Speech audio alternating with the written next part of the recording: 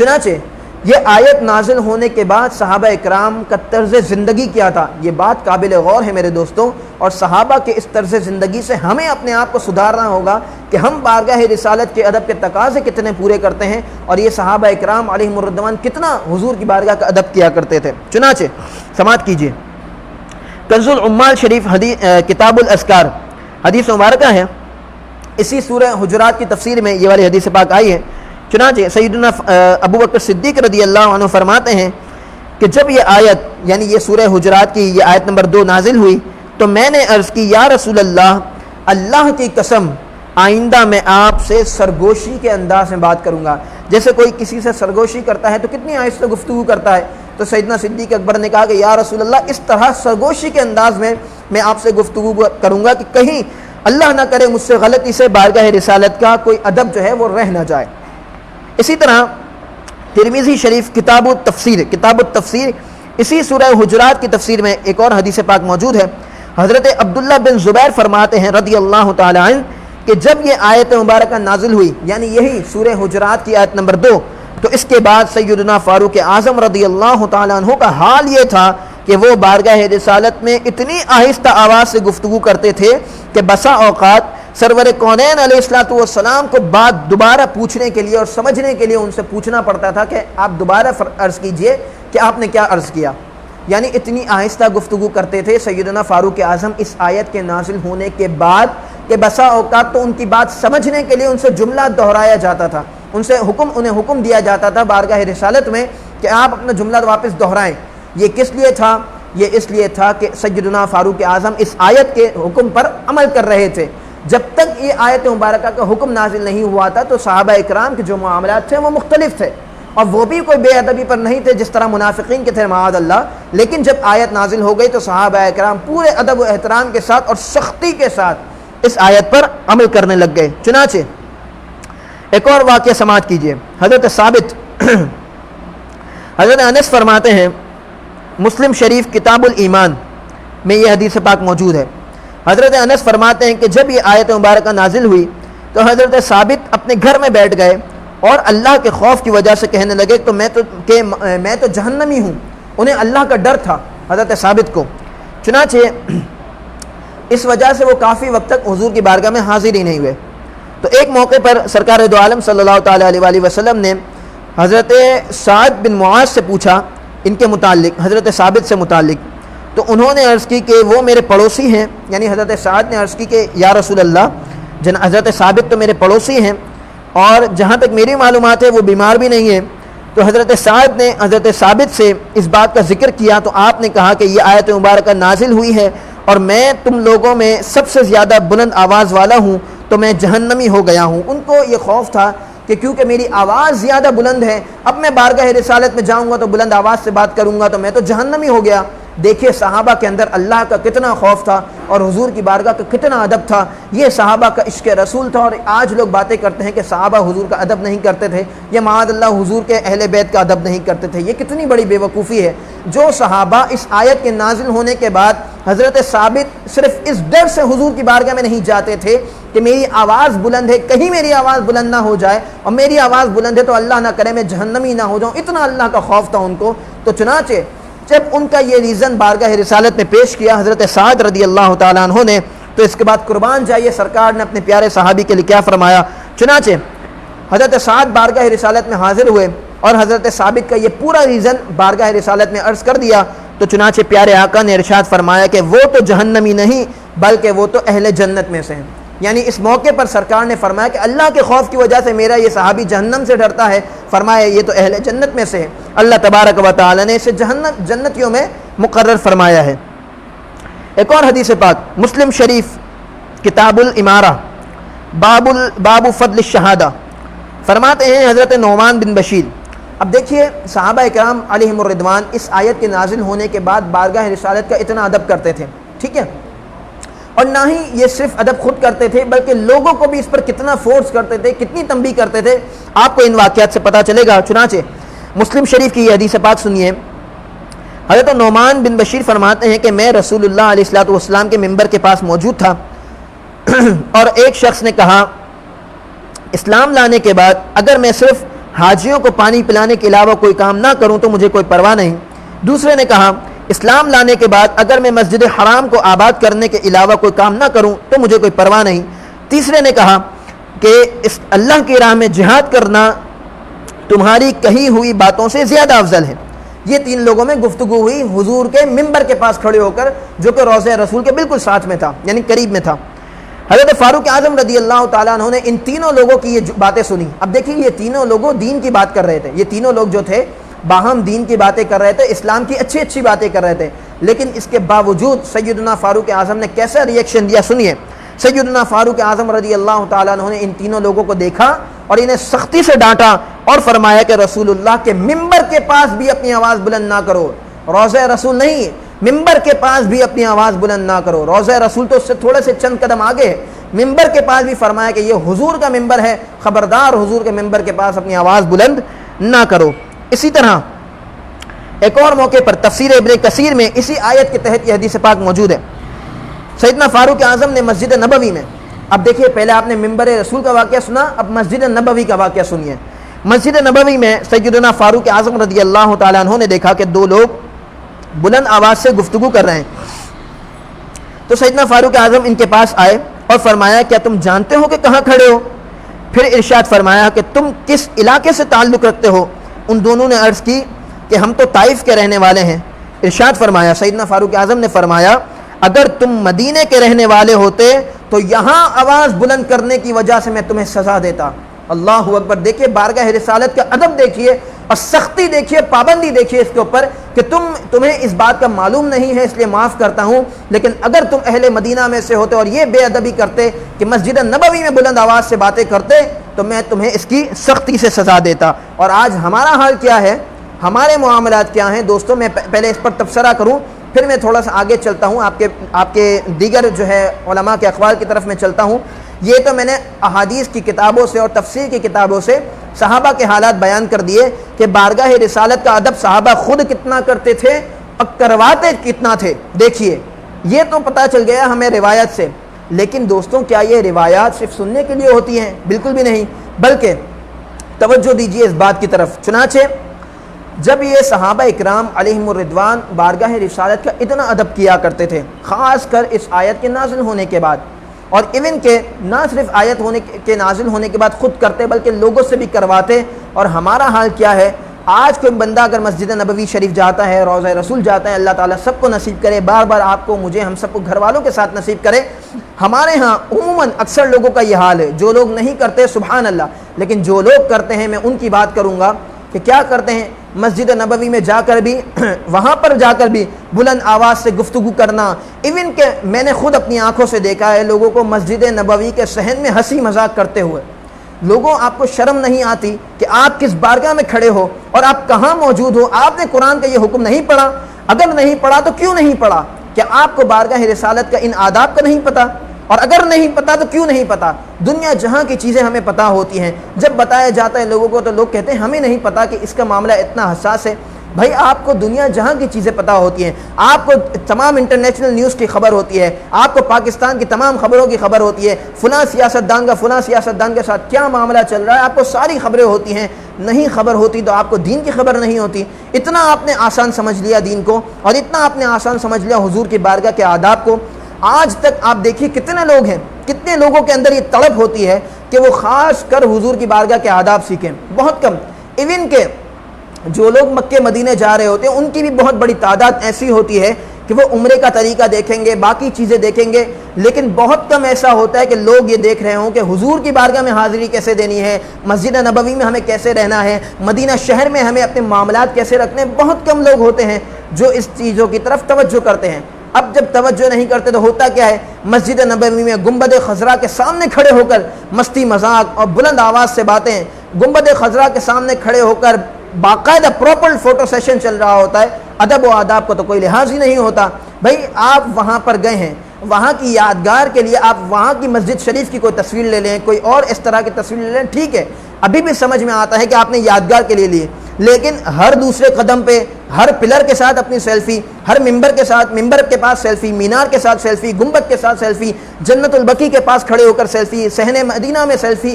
مطلب یہ آپ سیلفیاں کھنچوانے گئے ہیں کہ وہاں سرکار کو راضی کرنے گئے ہیں؟ سوچے تو صحیح آپ ذرا کہ آپ کیا کر رہے ہیں اور اللہ آپ سے کیا چاہتا ہے.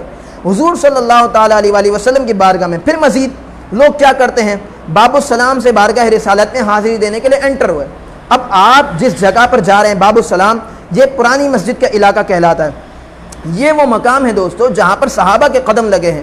یہ وہ مقام ہے جہاں پر ان اہل بیت کے قدم لگے ہیں جن کے نام لیتے ہوئے ہماری آنکھیں جھک جاتی ہیں. یہ وہ مقام ہے جہاں پر میرے اور آپ کے آقا صلی اللہ تعالیٰ علیہ وآلہ وسلم رہائش پذیر رہے. اس مقام پر لوگ کس طرح بے ادبی کے ساتھ اپنے معاملات کر رہے ہوتے ہیں.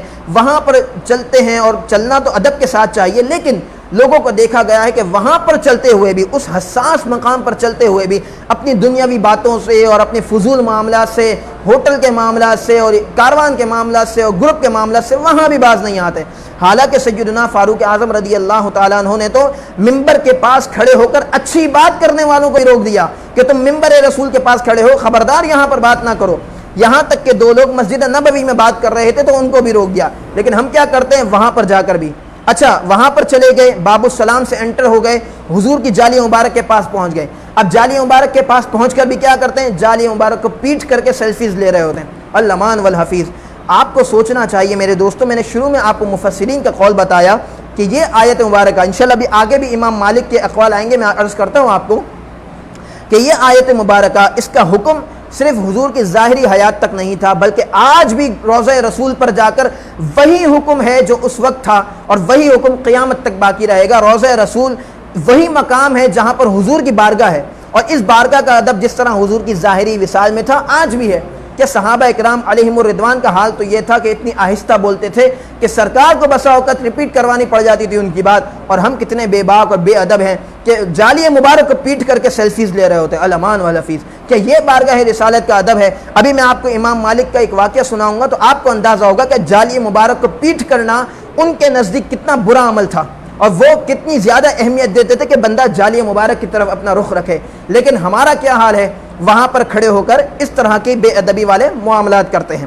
اچھا یہ تو وہ لوگ ہیں جو وہاں پر وزٹ کے لیے جاتے ہیں اور اس طرح کے معاملات ان سے ہو جاتے ہیں اور وہ سیلفیز وغیرہ لیتے ہیں اور یہ سب کچھ کرتے ہیں. انہیں ان تمام چیزوں کی خبر نہیں ہوتی بارگاہ رسالت کے آداب کی، جو کہ ہونی چاہیے، لازمی ہونی چاہیے، لیکن ان کو ہوتی نہیں. یہ تو ہو گیا ایک طرف کی بات ہو گئی. اب آ جائیے دوسری طرف کی بات پر. وہ لوگ جو وہاں پر انتظامیہ موجود ہیں ان کی بات پر آ جائیے. اپنے آپ کو قرآن و سنت کا اتنا بڑا داعی کہتے ہیں، اپنے آپ کو قرآن و حدیث پر عمل کرنے والا کہتے ہیں کہ ہم ڈائریکٹ قرآن و حدیث پر عمل کرتے ہیں.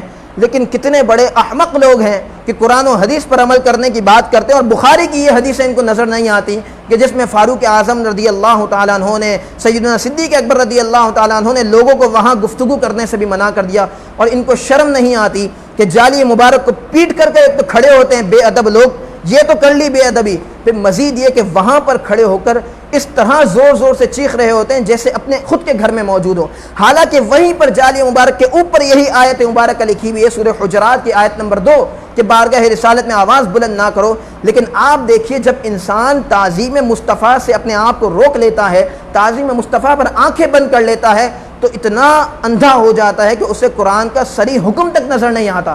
قرآن کا صریح حکم تو یہ موجود ہے، لیکن وہ کیا کرتے ہیں؟ حضور کے روضے پر جالی مبارک کو پیٹ کر کے کھڑے ہوتے ہیں اور بڑا سا چوغا پہن کر اور بہت بڑا رومال لٹکا کر سمجھتے ہیں ہم دین کے بہت بڑے ٹھیکیدار ہو گئے. دنیا جانتی ہے کہ آپ نے حرم پر جبرن قبضہ کیا ہے، آپ کی جو حرم پر حکمرانی ہے کوئی آپ کی ذاتی نہیں ہے، آپ نے قبضہ کیا ہے، دنیا جانتی ہے. تو لہٰذا اپنے آپ کو خادمین حرمین شریفین کہتے ہیں تو کام بھی خادموں والے کریں، ظالموں والے نہ کریں. آپ وہاں پر کھڑے ہو کر، اور پھر یہاں تک میں نے خود اپنی آنکھوں سے دیکھا، اللہ تبارک و تعالیٰ معاف فرمائے، الامان والحفیظ، بتانے میں بھی ہمیں جھجک ہوتی ہے اور یہ اتنی بے ادبی کے ساتھ کر جاتے ہیں. صرف یہ بات جو میں آپ کو بتانے لگا ہوں صرف اس لیے بتا رہا ہوں کہ میں یہ چاہتا ہوں کہ یہ پتہ چلے کہ کس طرح لوگ بارگاہ رسالت کے ادب سے دور ہو چکے. خود میں نے اپنی آنکھوں سے دیکھا کہ ایک بندہ وہاں پر کھڑا ہوا تھا رومال پہن کر، بڑا سا گاؤن پہن کر، اور ایک پاؤں پر کھڑا ہو کر اس نے ایک پاؤں اپنا جالی مبارک کی دیوار پر رکھا ہوا تھا اور لوگوں کو وہاں سے بھگا رہا تھا، زور زور سے چیخ رہا تھا. یہ آپ جو لوگوں کو بھگاتے ہیں، چیختے ہیں، توحید کے ڈنکے بجاتے ہیں، توحید کا نام لیتے ہیں، قرآن و سنت کا نام، جھوٹا نام استعمال کر کے لوگوں کو وہاں سے بھگاتے ہیں، تو کیا یہ قرآن و سنت نہیں ہے؟ صحابہ اکرام، یہ بخاری کی حدیث میں نے آپ کو سنائی نا، کہیں اور کی تو نہیں سنائی. بہت بخاری کرتے ہیں، بخاری کی یہ حدیث کیوں نہیں پڑھتے بھائی؟ پڑھو نا بخاری کی یہ حدیث، پڑھو ترمذی کی یہ حدیث، پڑھو مسلم شریف کی یہ حدیث، جس میں صراحتاً صحابہ نے منع کر دیا لوگوں کو اسلام کی بات کرنے کے، لوگوں کو منع کر دیا، اور آپ وہاں پر کھڑے ہو کر لوگوں کو کفر و شرک کے فتوے بانٹتے ہو، وہاں پر کھڑے ہو کے زور زور سے چلاتے ہو. اور صرف اتنا ہی نہیں بلکہ آپس میں بھی ہنسی مذاق اس طرح بارگاہ رسالت میں کھڑے ہو کر کرتے ہیں جیسے معاذ اللہ اپنے خود کے گھر میں موجود ہوں. یہ قرآن و سنت کے داعی ہیں، یہ قرآن و سنت کی پیروی نہیں بلکہ اپنے نفس کی پیروی ہے، یہ سراسر اپنے نفس کی پیروی ہے. اور یہاں تک اتنا بھی نہیں کرتے کہ کوئی بندہ اگر جالیہ مبارک کی طرف رخ کر کے کھڑا ہو تو ان کے نزدیک تو یہ کفر ہو جاتا ہے. اب سنیے امام مالک کا واقعہ، امام مالک کے حالات کو دیکھیے. بہت زیادہ وہ ویڈیو آتی ہے نا، وہ کہتے ہیں کہ کہاں ائمہ اربعہ نے کیا بارگاہ رسالت کا ادب، کبھی امام مالک نے ایسا کیا، امام ابو حنیفہ نے کیا کہ روضہ رسول سے الٹے قدم باہر آ رہے ہوں. اب سنیے امام مالک کا عمل کیا تھا. امام مالک فرماتے ہیں ایک موقع پر ابو جعفر منصور جو کہ بادشاہ تھا مسجد نبوی میں آیا امام مالک کے پاس اور ایک مسئلے کے بارے میں گفتگو کر رہا تھا. گفتگو کرتے ہوئے، اب دیکھیں بادشاہ وقت ہے اور امام مالک کے پاس آیا ہے، گفتگو کرتے ہوئے اس ابو جعفر منصور کی آواز بلند ہو گئی تو امام مالک نے وہیں اسے ڈانٹ دیا. اب یہ سارا معاملہ کیا ہوا؟ مسجد نبوی کے اندر ہو رہا ہے، ٹھیک ہے. مسجد نبوی کے اندر ابو جعفر امام مالک سے بات کرنے آیا ایک مسئلے پر، گفتگو کے دوران ابو جعفر کی آواز بلند ہو گئی. امام مالک نے وہیں پر اسے ڈانٹ دیا اور کہا، فرمایا اے مسلمانوں کے امیر، خبردار اس مسجد میں اپنی آواز بلند نہ کرو، کیونکہ اللہ نے ایک جماعت کو اس کا ادب سکھایا اور فرمایا لا ترفعوا اصواتکم فوق صوت النبی. اسی آیت مبارکہ کی تلاوت فرمائی. پھر آگے امام مالک نے کچھ مزید گفتگو فرمائی. اس کے بعد امام مالک کیا فرماتے ہیں، یہ بات قابل غور ہے. امام مالک فرماتے ہیں بے شک وصال کے بعد بھی سرکار دو عالم صلی اللہ تعالی علیہ وآلہ وسلم کی عزت، آپ کا احترام ویسا ہی ہے جیسا حضور کی ظاہری حیات میں تھا. اور یہ سن کر ابو جعفر نے اظہار کیا، عاجزی کا اظہار کیا اور کہنے لگا، ایک بات ارشاد فرمائیے. امام مالک سے ایک مسئلہ پوچھنے لگا کہ امام مالک سے پوچھتا ہے ابو جعفر مجھے ایک بات بتائیے کہ جب میں حضور کے روضے پر آ کر دعا کروں تو اپنا رخ کہاں کروں؟ امام مالک سے پوچھتا ہے تو امام مالک فرماتے ہیں جب تو حضور کے روضے پر حاضر ہو تو حضور سے رخ کیوں پھیرتا ہے؟ یعنی ابو جعفر پوچھنے لگا کہ میں بارگاہ رسالت میں آیا ہوں تو میں اپنا رخ بارگاہ رسالت کی طرف رکھوں یا قبلے کی طرف رکھوں؟ تو فرمایا کہ اپنا رخ قبلے سے کیوں بارگاہ رسالت سے کیوں پھیرتا ہے، حالانکہ یہی سرکار دو عالم صلی اللہ علیہ وآلہ وسلم قیامت کے دن اللہ کی بارگاہ میں تیرے اور تیرے جد امجد سیدنا آدم علیہ الصلوۃ والسلام کے وسیلہ کی طرف کے لیے وسیلہ ہیں، اور حضور ہی کی طرف رخ کر، حضور ہی کی طرف رخ کر، حضور ہی کی طرف رخ کر. امام مالک فرما رہے ہیں، وہ جو لال رومال پہن کے یہ کہتے ہیں نا کہ کہاں امام مالک اور امام ابو حنیفہ اور امام احمد الٹے قدم باہر آئے. امام مالک فرماتے ہیں کہ حضور کی طرف رخ کر، حضور سے شفاعت کی درخواست کر. جب تو یہ کرے گا تو اللہ تیری ان دعاؤں کو قبول فرما لے گا. اللہ تبارک و تعالی ایسا کرنے کے سبب تجھے حضور کی شفاعت عطا فرما دے گا. تو یہ ہیں ان بزرگان دین کے آداب، اور یہ وہ لوگ ہیں جو ان بزرگان دین کا نام لے کر لوگوں کو ورغلاتے ہیں اور ان کو یہ باتیں بتاتے جن عام مسلمانوں کو کچھ نہیں پتہ ہوتا. تو لہٰذا میرے دوستوں، میں آخر میں بس اتنا ہی کہنا چاہوں گا، اگر اس موضوع پر اور اقوال ذکر کرنے جائیں تو کئی ائمہ کے کئی اقوال موجود ہیں، کئی ائمہ مجتہدین کے. میں نے امام مالک کا قول اس لیے ذکر کیا کہ وہ مدینہ منورہ کے مدنی عالم کہلاتے ہیں اور مدینہ منورہ سے ان کا تعلق اور واسطہ ہے اور مدینہ والے بڑا مانتے ہیں ان کو، اس لیے امام مالک کا قول یہاں پر ذکر کیا، ورنہ کئی اکابرین کے کئی اقوال ہیں. دوستوں، میں آخر میں ایک ہی بات بس پیغام کے طور پر عرض کر کے درس کو ختم کروں گا، وہ یہ ہے میرے دوستوں کہ جب کبھی اللہ آپ کو نصیب کرے بارگاہ رسالت میں جب کبھی جائیں، خبردار مدینہ شہر میں کوئی بھی بے ادبی نہ کریں. مدینہ شہر میں کسی کھانے کی چیز کی بھی کبھی برائی نہ کیجیے گا، مدینہ کے کبھی کسی جانور کو تکلیف نہ دیجیے گا، اور خاص کر جب آپ مسجد نبوی میں موجود ہوں آپس میں اپنے دوستوں سے ہی بات کیوں نہ کر رہے ہوں، بالکل آہستہ آواز سے، اتنی آواز سے بات کریں کہ جس سے آپ جو بات کہنا چاہ رہے ہیں وہ بات کہہ لیں، اور جس سے کہنا چاہ رہے ہیں وہ سن لیں. بس بلند آواز کرنا اور فضول گفتگو مسجد نبوی میں بالکل نہیں کیجیے. اور جب بارگاہ رسالت میں جائیں تو علماء نے واضح طور پر لکھا کہ حضور کی بارگاہ میں بلند آواز سے سلام کہنا بھی جائز نہیں ہے.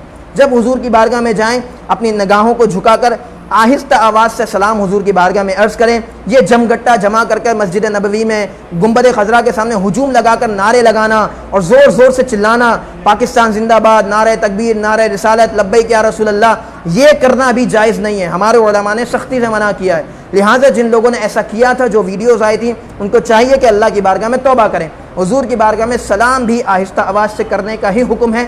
حضور کی بارگاہ میں کسی بھی صورت آواز بلند کرنے کی اجازت نہیں. جب کبھی اللہ آپ کو نصیب کرے ضرور جائیں اور ان آداب کا خیال کریں. اللہ تبارک و تعالی ہم سب کو بارگاہ رسالت کے آداب کا لحاظ کرنے کی توفیق عطا فرمائے. رب تعالی میری گفتگو کو قبول فرمائے, غلطیوں کوتاہیوں کو معاف فرمائے. لا الہ الا اللہ محمد رسول اللہ صلی اللہ تعالی علیہ وآلہ وسلم. استغفر اللہ ربی من کل ذنب واتوب الیہ وما علی الا البلاغ المبین.